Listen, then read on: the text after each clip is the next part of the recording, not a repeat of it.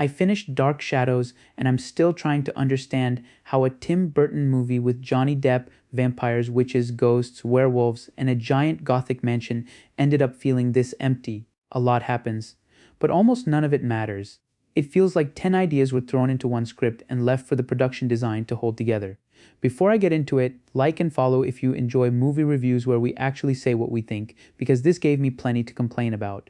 The movie follows Barnabas Collins, played by Johnny Depp, a wealthy man from the 1700s who rejects a witch named Angelique. She kills everyone he loves, turns him into a vampire, and locks him in a coffin for nearly 2 centuries.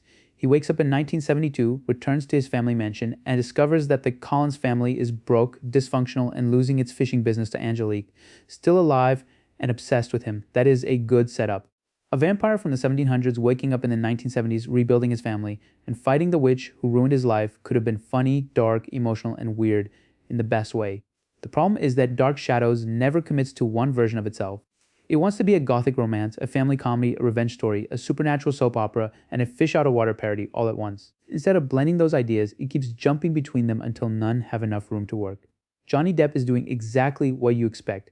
Barnabas speaks in dramatic old-fashioned sentences and reacts to the 1970s like everything came from hell. Some jokes work, especially his fear of a car, the tiny songstress inside the TV, and his assumption that Alice Cooper is a woman. But the movie leans on that joke so heavily that Barnabas stops feeling like a person and starts feeling like a collection of reactions. He enters a room, says something strange, everybody looks confused, and then we move on. That can carry a few scenes. It cannot carry an entire movie, especially when the story also wants us to care about his guilt, his family, and his romance with Victoria. That romance is one of the weakest parts. Victoria arrives with a mysterious past, she sees ghosts, and she resembles Barnabas's lost love, Josette. That should make her important. Instead, the movie barely develops her. Barnabas sees her, decides she is the love of his life, and the story expects us to accept it.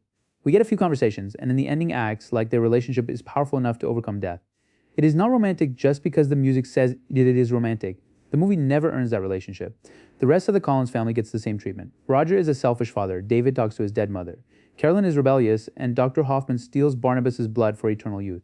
These could be real storylines, but the movie introduces them and throws them away. Dr. Hoffman's story is the perfect example. She claims she can cure Barnabas, secretly uses his blood on herself, gets exposed, and is killed.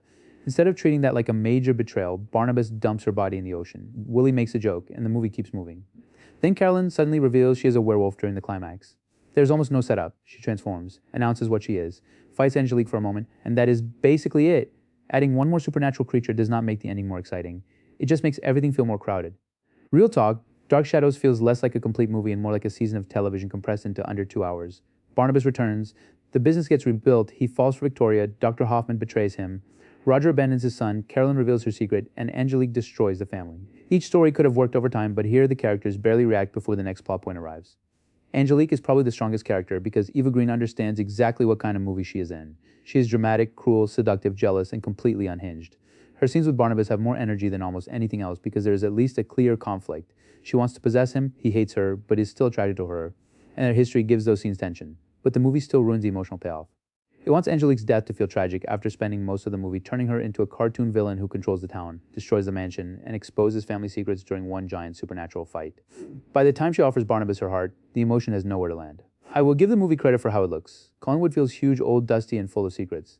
The costumes and production design have that recognizable Tim Burton style, and the Alice Cooper party is probably where the movie's comedy and visuals work best together. But good-looking scenes are not the same thing as a good story. This movie keeps presenting interesting characters, then refusing to spend enough time with them. It introduces emotional conflicts, then solves them with a joke, a sudden twist, or a special effects fight. Something is always happening, but almost nothing has weight. So yeah, I'm giving Dark Shadows a 5 out of 10, not because it is completely unwatchable, and not because there is no talent involved. I'm giving it a 5 because it wastes a fun premise, a strong cast, and an incredible visual style on weak character development and messy execution. This had everything it needed to be a memorable gothic comedy, but it became the kind of movie you finish and regret spending your time on. My honest recommendation is to skip it. There are better Tim Burton movies, better Johnny Depp performances, and better vampire comedies. But let me know what you think. Did Dark Shadows work for you, or did it feel like a great-looking mess?